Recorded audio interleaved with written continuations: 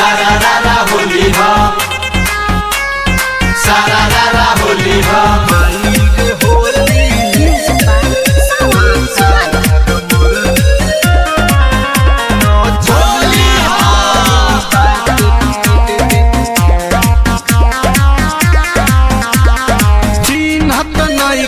चाची बाची कही नजरी ताके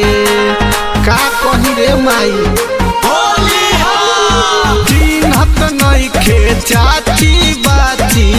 कही नजरी ताके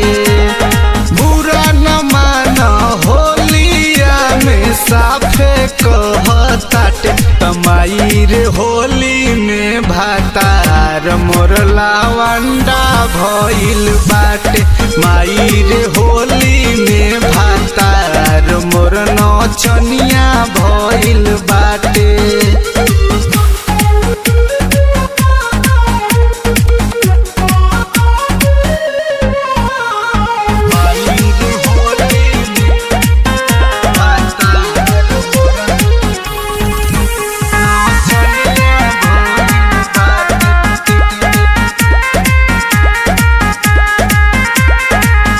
रंग पिचकारी लेके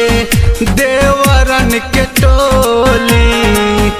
कमर हिलावतावे पेन्ही लहंगा चोली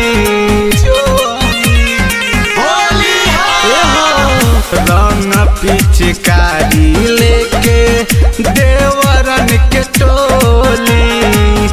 कमर हिलावतावे पेन्ही लहंगा चोली देखी रहनिया बोलीला तो हमारा के डांटे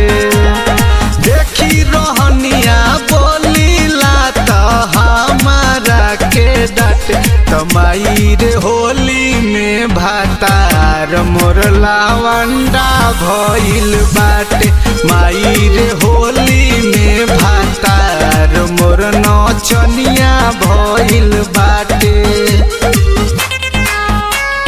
सारारा होली हो, सारारा होली हो।